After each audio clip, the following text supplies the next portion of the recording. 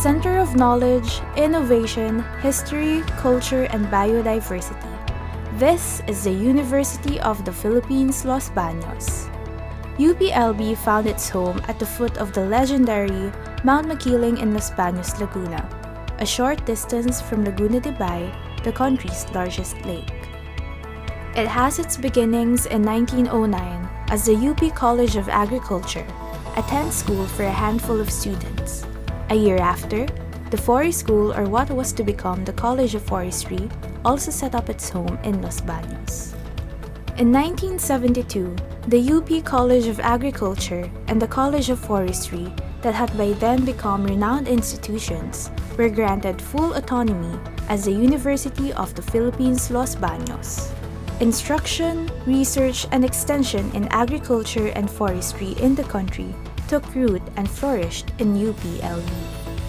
Through its strength in these two fields, UPLB established niches in various areas: biotechnology, engineering, veterinary medicine, natural resources conservation, environmental science and management, human ecology, food science, economics and management, public affairs, and development communication. It drew its strength in the arts and other fields of science, from harnessing its expertise and human resource in the biological, physical, and social sciences. Today, UPLB degree programs continue to dominate over its counterparts. Over the years, UPLB has developed graduate programs that continue to attract students far and wide, including collaborative programs with international universities in food security, biodiversity conservation, and development. To make graduate programs more accessible to professionals, UPLB offers them off-campus. Recently, UPLB established the UP Professional School for Agriculture and the Environment in Mindanao, the country's food basket, in order to help build the knowledge capital that the country needs to attain food security. Instruction in UPLB is enhanced by a strong and vigorous engagement in research and public service that enables it to produce knowledge and generate technologies and innovations that promote sustainable living, making it a strong force in the war against hunger and poverty in the country. Extension and public service are the mechanisms by which UPLB brings this knowledge and technologies to the people, as well as for it to know what they need and to help shape policies in the country. UPLB's reputation as a graduate and research university was formed through the continuous aspiration for excellence and the mutual reinforcement between instruction, research, and public service and extension. It brings in partnerships with local and international universities and provides mobility to faculty members, researchers and scientists, and students, and enhances their competitiveness. Instruction, research, and extension and public service in UPLB reflect the dynamism, honor, and excellence that its forebears set as a standard for its leaders to aspire for.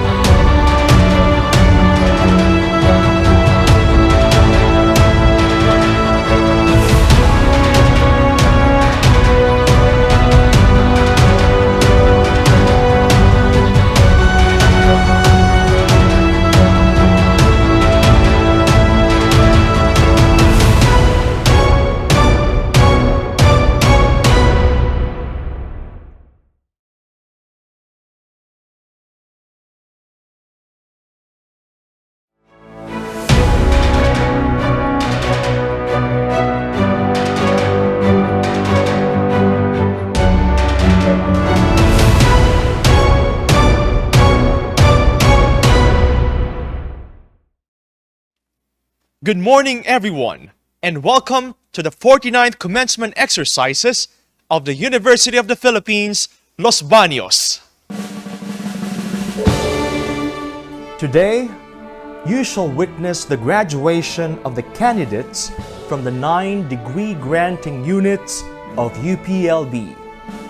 Among these candidates, 26 are graduating with honors, 23 cum laude, 3 magna cum laude.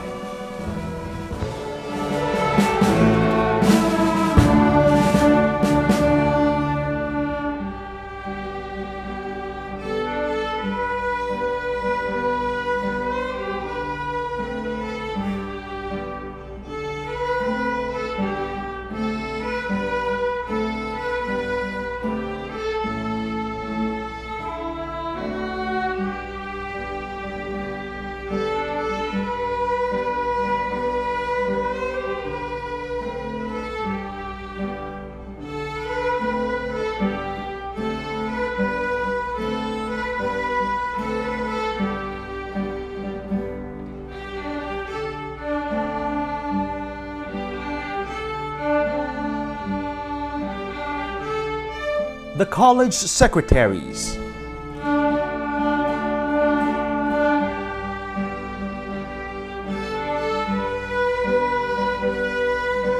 Dr. Roslyn F. Paelmo, College of Agriculture and Food Science.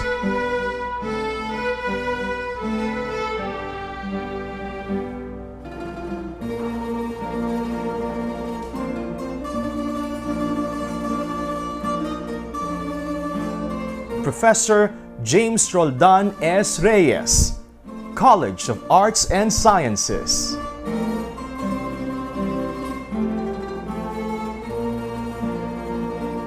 Dr. Liza A. Cabrera, College of Development Communication. Professor Rowena A. Dorado, College of Economics and Management.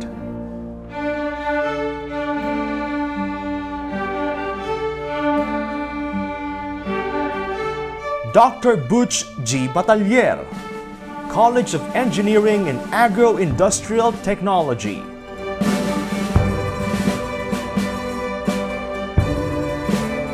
Dr. Rosalie C. Mendoza, College of Forestry and Natural Resources.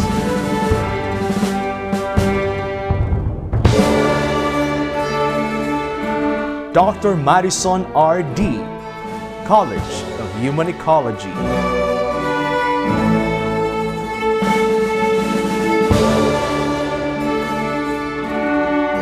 Dr. Benjamin Ruel G. Marte, College of Veterinary Medicine.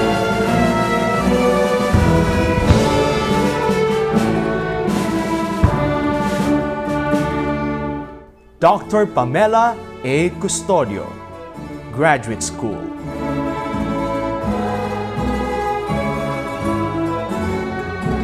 The Directors of Institutes, Centers, and Offices.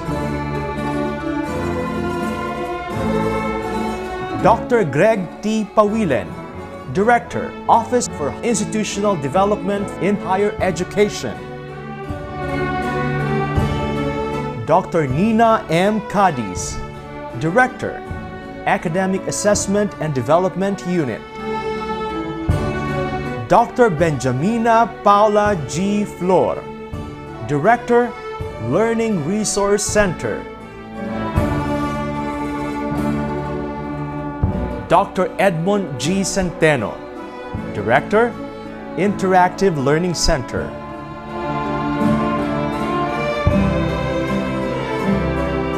Mr. Jose Limbay Lahi M. Espaldon, Director, Ugnayan ng Pahinungod. Professor Ana Floresca F. Firmalino, Director, Office of International Linkages. Professor Mark Lester M. Chico, Director, Office of Public Relations.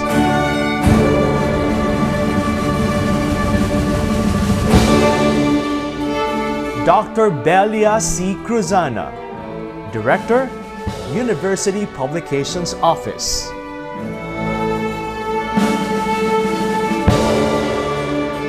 Guest, Captain Mauro W. Baradas, UPLB AA President.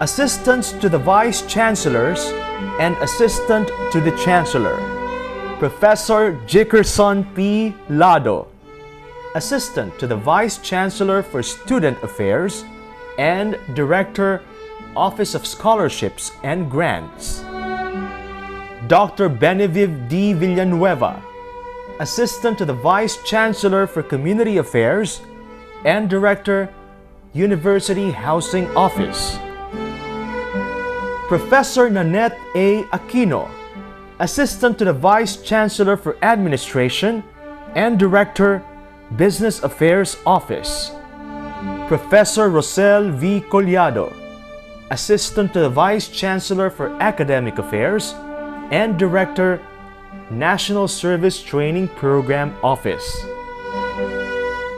Dr. Eileen Lorena M. Mamino, Assistant to the Chancellor and Director, Office of Alumni Relations. Please welcome the Executive Committee Marshal, the Dean of the College of Economics and Management, Dr. Agham C. Cuevas. Following him are the members of the Executive Committee.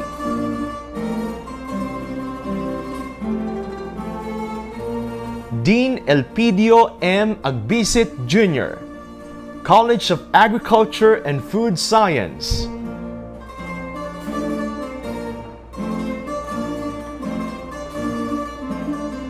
Dean Maribel L. Janicio Sese, College of Arts and Sciences.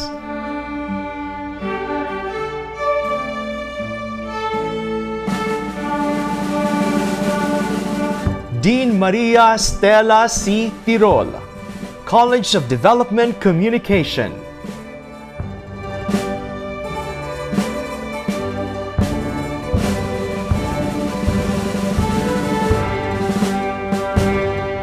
Dean Rosana Marie C. Amongo, College of Engineering and Agro-industrial Technology.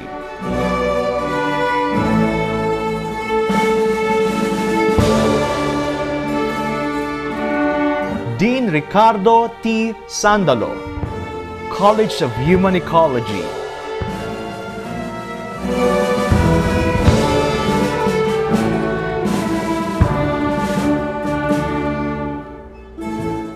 Dean Marlo D. Mendoza, College of Forestry and Natural Resources.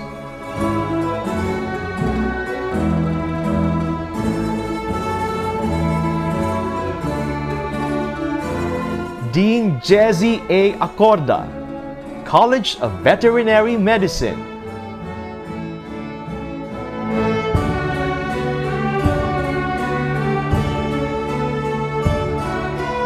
Dean Rowena D.T. Bacongis, College of Public Affairs and Development.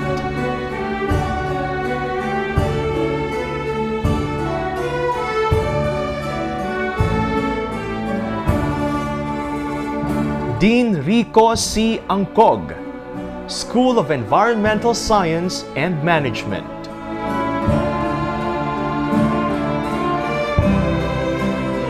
Dean Jomar F. Rabahante, Graduate School.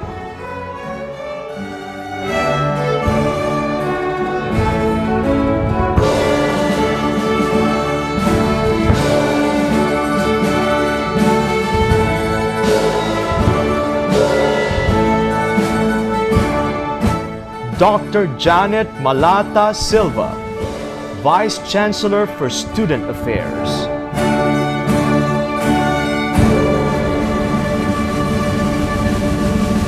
Forester Roberto P. Sereno, Vice Chancellor for Community Affairs. Dr. Merdeline T. Kaasi Lit, Vice Chancellor for Research and Extension. Dr. Fernando O. Paras Jr., Vice Chancellor for Planning and Development. Professor Rolando T. Bello, Vice Chancellor for Administration.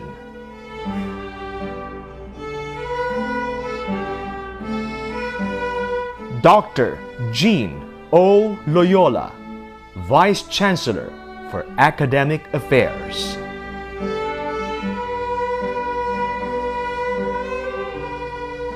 Honorable Amy Lynn Barion Dupo, Faculty Regent. Carrying the University of the Philippines Los Baños Mace is the University Registrar, Professor Margarita Carmen S. Paterno.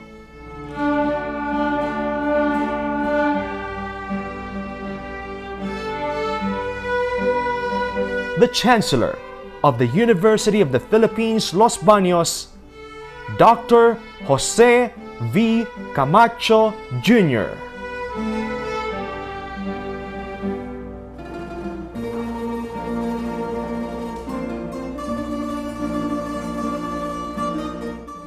The Chairperson of the Board of Regents, Honorable J. Prospero E. De Vera III.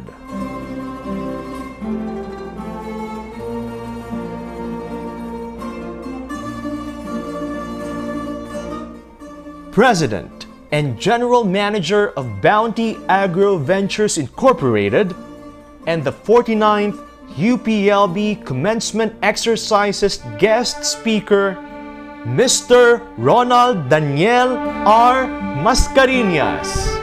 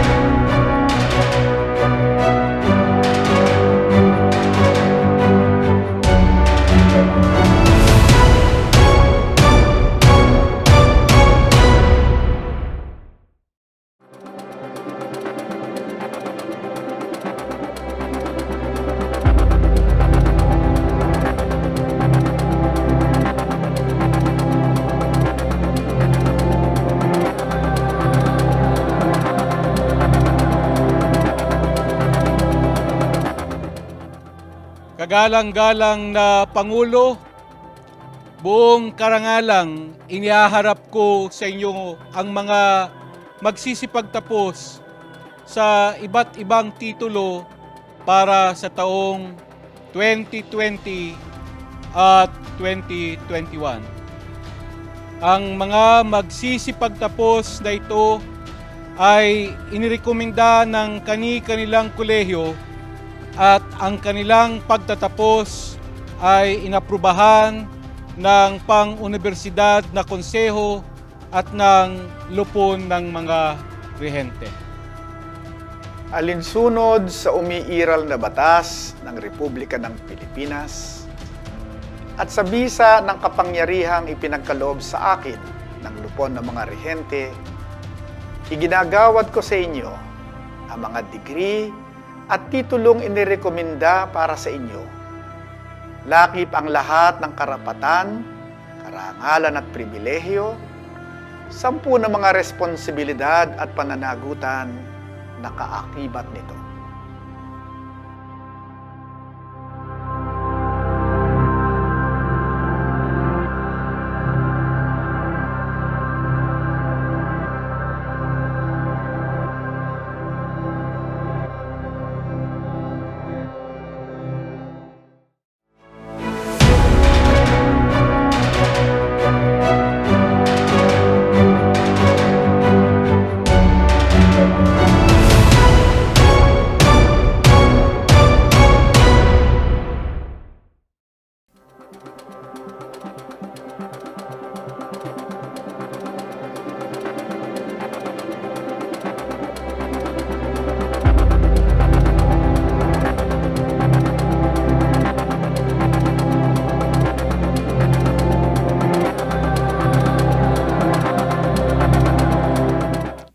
UPLB cherishes its alumni.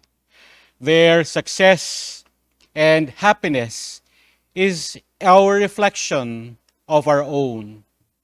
Moreover, the turbulent experiences of the past 2 years have shown the amazing extent of our alumni's willingness to give back to UPLB. Expanding and strengthening alumni relations and collaborations feature prominently in our plans of future-proofing UPLB. With that in mind, our guest speaker for this year's Commencement Exercises is an alumnus who exemplifies both success and service to the people.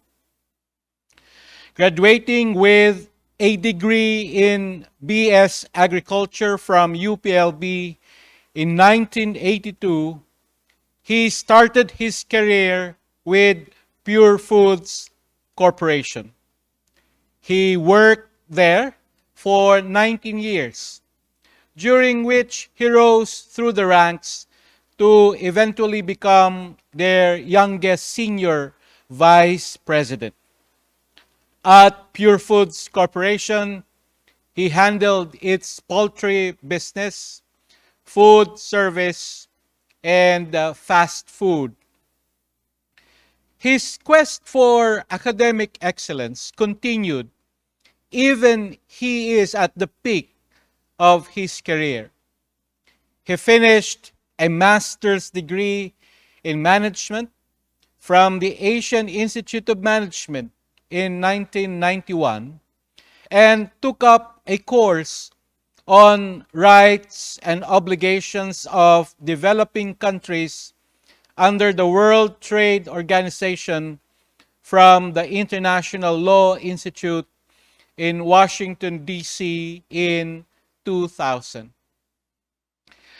He may have reached the heights of the corporate ladder in his previous employer at a relatively young age, but our guest speaker did not stop there.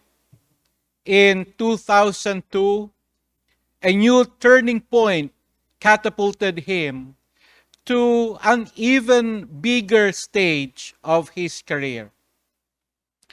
It was when the owners of the Tyson Agro Ventures invited him to start a new company, and this will be called Bounty Agro Ventures Incorporated, or BAVI.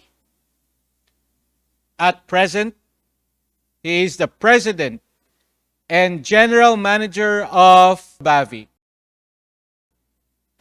BAVI is a leader in the Philippine poultry industry and the company behind such well-known brands as Chooks to Go, Uling Roasters, Adobo Connection, and Hey Hey.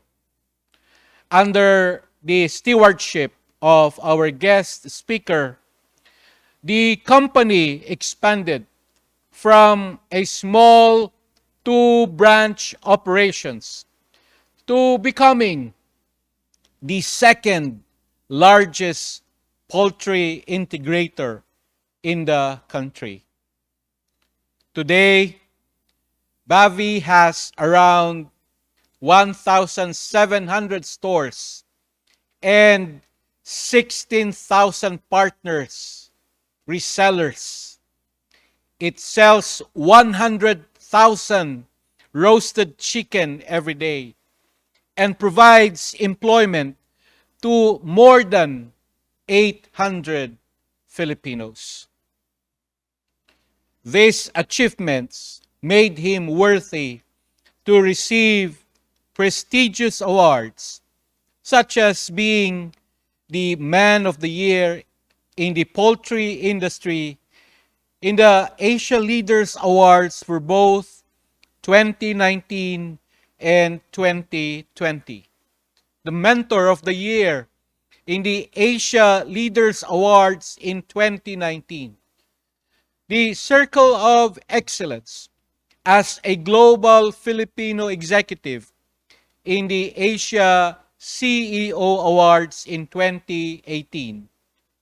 The Outstanding Leader in Asia by the Asia Corporate Excellence and Sustainability Awards in Singapore in 2018, and a plaque of excellence for his outstanding leadership as president of the Philippine Association of Broiler Integrators, to name a few.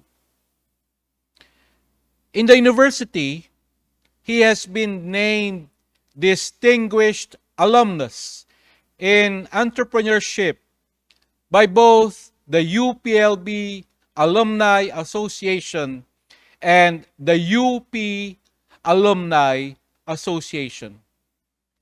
A patron of sports, he is the founder of the Chooks to Go Pilipinas 3x3 basketball team and is one of the country's strongest supporters and advocates for the sports sector. And among those that he has supported includes the UP's pride in the UAAP, the UP Fighting Maroons. Throughout the COVID-19 pandemic, our speaker and his company has consistently been on top of things, implementing measures within his company that have helped keep it and its workers afloat, while at the same time generously giving donations to so many organizations and communities that were badly affected by the quarantine measures. UPLB was a recipient of his generosity, especially at the height of the pandemic. He was quick to come to the aid of our stranded students when the strict ECQ was first implemented last year. For the students and staff burdened with stress and uncertainty at the beginning of the COVID-19 pandemic, suddenly receiving a free and delicious meal did not just sate their hunger. Hindi lamang niya binusog ang ating mga mag-aaral at kawani sa panahon ng pandemya. Ang pagbibigay niya ng donasyon at pagkain ay nagpatibay sa kalooban at nagbalik ng tiwala sa kabutihan ng kapwa-tao dito sa loob ng pamantasan. Sa ngalan ng mga scholar ng bayan na iyong tinulungan sa oras ng kagipitan ng Unibersidad, ako'y taus-pusong nagpapasalamat.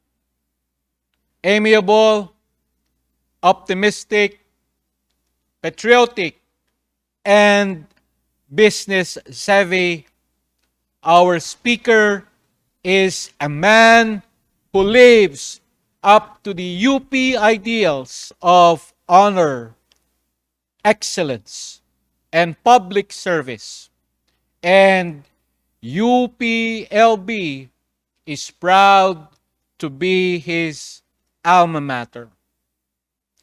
Graduates, colleagues in the university, let us give a warm welcome and listen to our 2021 Commencement Exercises guest speaker, Mr. Ronald Daniel R. Mascareñas.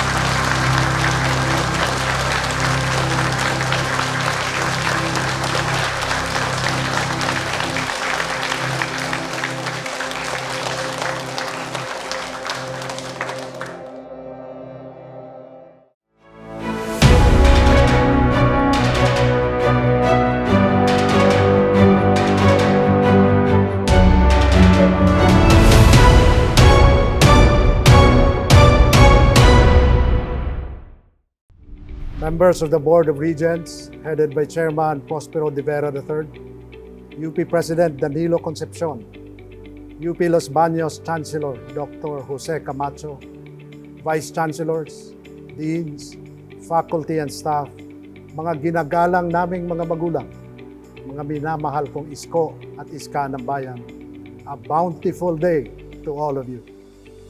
I am truly grateful and it is my greatest honor to speak before you today.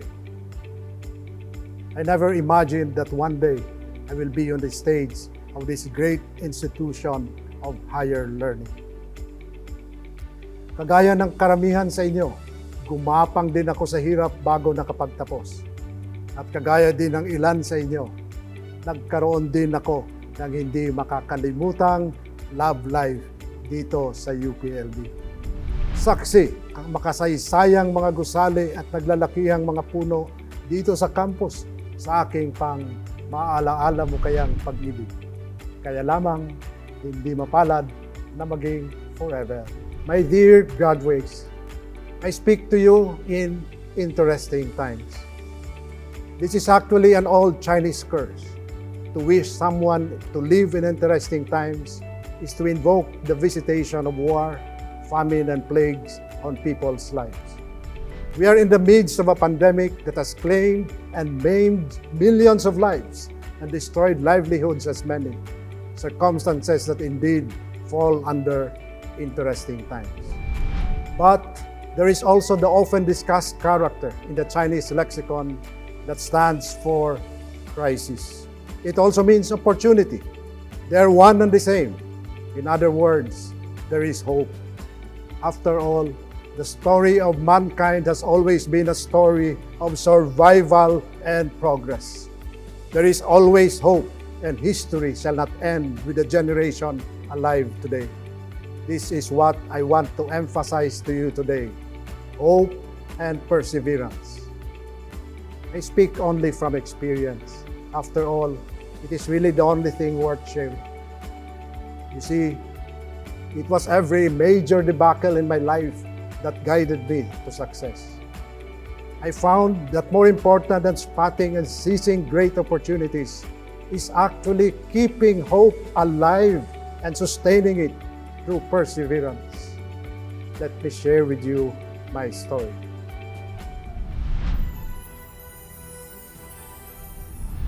I came from a family of 5 children. We lost our father when I was 8. For years after his death, life was dark and desolate for all of us. We lost our main breadwinner and guide. Suddenly, we all had to live off my mother's salary as a school teacher. It was wrenching, not just economically, but in all aspects of life. We had to work through sudden change of fortune. My mother was a strong woman. With 5 kids to take care of, she had to be. She started to supplement her income selling rice and printing shirts, among others. She had no prior experience in business. She learned as she went along, a valuable lesson for me later. For my mother, there was only one important thing that she set out to accomplish: get all of us a good education. So when I passed the UPCAT as a COCOFED scholar in UPLB, she was not happy. She was very happy. At siyempre, ako rin. Pero hindi masyado. Agriculture was not my original choice, but it was required by the scholarship grant. It was my only ticket to UP. So I went on, and later was glad for it. It was my first major blessing. At UPLB, I also took a part-time job as student assistant to help support myself. I did all sorts of stuff. Naging janitor ako, all-around utusan, habang tinatapos ko ang aking pag-aaral. That was my next major blessing because one day, Pure Foods came along looking for a manager for their new poultry venture. The professors in the Department of Animal Science where I worked recommended yung magaling kong kaklase. But Pure Foods chose yung pinakamagaling. To each. But there was a big problem. It was a senior position and I had absolutely no experience for the job. Gets kaagad ng HR and rejected me.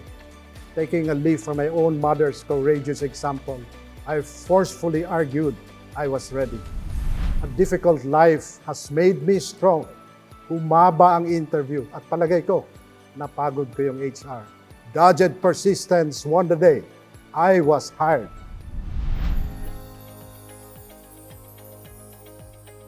At Pure Foods Poultry, I worked hard and asked nothing from those under me that I wasn't willing to do myself. And that included unloading truckloads of feeds when no one was available. Although I was demanding, I took care of my people. 10 na mga pamilya nila. I rose to become the youngest senior vice president, just a rank below the president, doing a job I have come to love and know so well. I was elected president of the Industry Association of Broiler Integrators. I felt on top of the world. Pero sa isang iglap, ang aking mundo ay gumuho. Nabili ng San Miguel ang pinaglilingkuran kong Pure Foods. Sariwa pa sa aking alaala ang mapait na mga pangyayari sa mga panahon na yon. When San Miguel reorganized the business, marami sa aking mga kasamahan ang nawalan ng trabaho due to redundancy. A lifetime of security went down the drain and many did not know what to do. Paano na ang pag-aaral ng kanilang mga anak? Paano na ang hinuhulugan nilang mga bahay? May kabuhayan pa kaya silang matatagpuan? I was offered the position by the new owners, but I would no longer be in control. My overriding concern at that time was to protect the livelihood of my people. I left San Miguel Pure Foods and considered my options. Among several, I took on the generous offer of financial backing and a free hand by the Cheng family. They wanted me to build a company and run it the way I ran Pure Foods. I started Bavi with my people who lost their jobs from San Miguel Pure Foods. This debacle turned out to be my biggest break. Leading my own company, me and my team were consumed by work. Given another chance, ang mga gabi ay ginawa naming araw para masigurado na kami ay maging matagumpay sa aming panibagong kabuhayan. I was always on the road, building the business. I hardly saw my family. My wife, like my mother before her, gamely took on the job of raising our kids and holding our family together. Among the successes I earned in life, I am most proud of having married the best woman, Lita, as wife and mother of my 4 children. And I probably did not earn it on my own merits, but by dint of pure God's grace. Saranghay, my sweetie pie. My new business as a poultry integrator went very well. We became the second largest poultry integrator in 3 years, bigger than the poultry business we built in Pure Foods for 19 years. But it was also vulnerable. Disaster struck again with the adoption of the ASEAN Free Trade Agreement. The country was going to be awash in lower-priced imported chicken. Kinailangan naming makaisip ng paraan kung paano namin maisasalba ang aming naitayong kabuhayan. This new threat provided the impetus for the greatest blessing of all. We ventured from a traditional poultry integrator to a retailer of roasted chicken by rolling out Chooks to Go. That was purely a defensive move. But in Chooks, we found our true champion. It became our flagship brand and cash cow.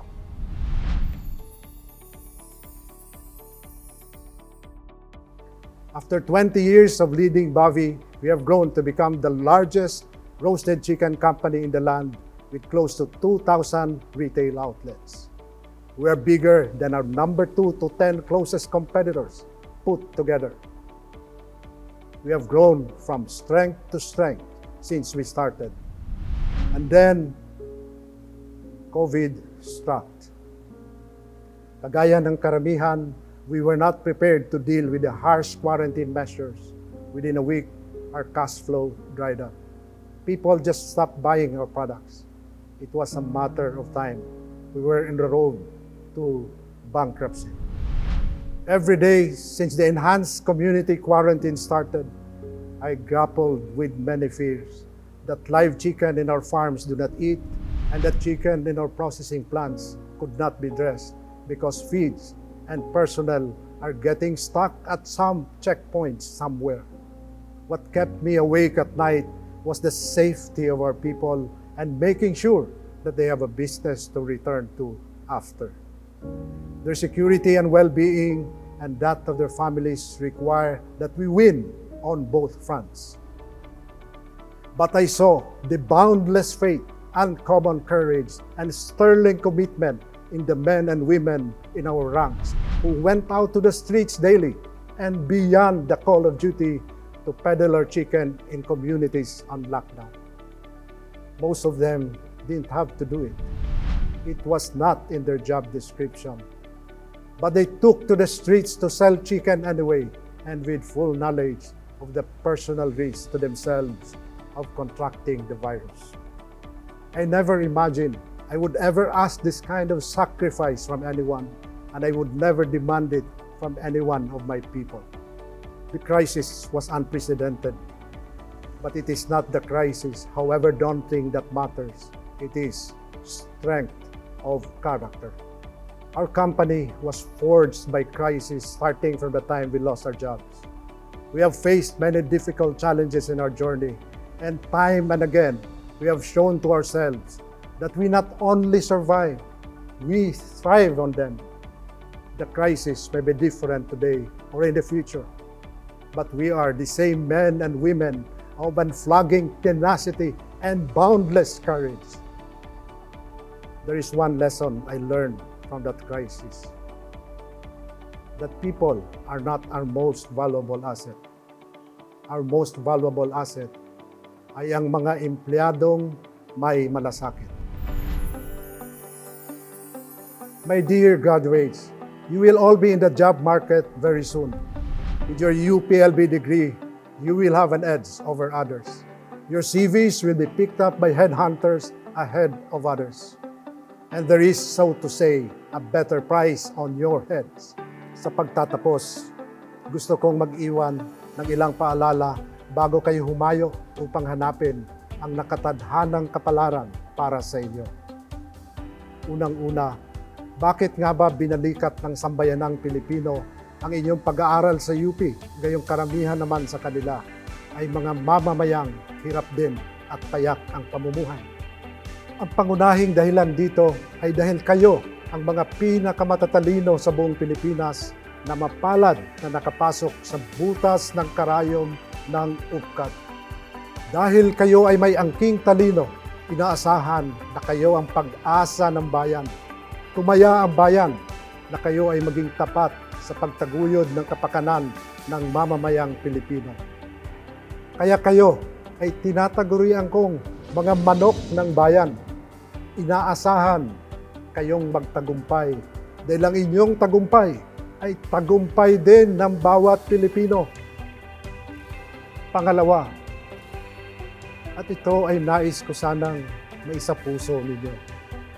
Ano nga ba ang inaasahan ng sambayanan sa mga eskolar ng bayan na kanyang tinustusan sa kabila ng kakapusan ng pondo ng gobyerno? Inaasahan na kayo ay maging matagumpay sa anumang larangan na napupusuan ninyo at sa inyong tagumpay ay pagsisilbihan ninyo ang bayan sa anumang kaparaanan. Minsan nakakalimot tayo na hindi lang ang ating sarili at ang ating pamilya ang may karapatan na magtamasa ng bunga ng ating tagumpay. Hindi man naniningil, umaasa ang ating sambayanan sa atin. Pinapapaalala ko lang na may malaki tayong utang na loob sa bayang nagpaaral sa atin sa pag-asang lilingon at maaalala natin silang bitbitin sa ating pag-angat sa buhay. Di mapagkakaila na lahat ng nakapagtapos sa UP ay maaring maging matagumpay sa anumang larangan na kanyang napupusuan. Dumaan kayo sa matinding pagsubok at hirap bago makamtan ang inyong diploma. Ang karanasang ito ang nagpanday ng tatag ng inyong pagkatao. This ability to adapt, make great sacrifices, and commit to something bigger than yourselves is what distinguishes you as UP graduates. It is built into your character and is designed to make you thrive in adversity. At ang panghuli kong paalala ay patungkol sa prinsipyo ng UP na honor and excellence.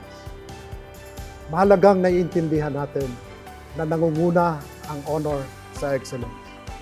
Sinabi nga ng kapwa nating alumnos sa UP Diliman na si Elvin Cruz, sa UP, hindi maaring makagraduate ka na hindi mo alam na nauuna ang honor sa excellence dahil kailanman hindi maaring isakripisyo ang integridad sa pagkamit ng karangalan.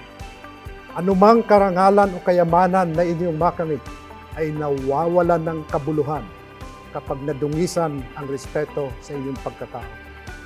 Ang dungis na ito ay lalanit at hahawa sa inyong pamilya at sa mga susunod ng saling lahi ng inyong angkan. Ika nga nila, guard your reputation like a glass, because a glass that is broken cannot be mended. There is a new world out there that is being born as I speak today. It is not the world of your grandfathers or even your father. This one is completely yours to master and command, as generations past has mastered and commanded theirs. It will be fraught with great risks and challenges, but the rewards born of developing strength of character will eventually be your best bet as you stake your claim in this exciting new world waiting for you. However difficult the task, you are lucky because of the chance to put the stamp of your character, your fondest dreams, your deepest devotions, your highest aspirations in a world that is waiting for you to own and master.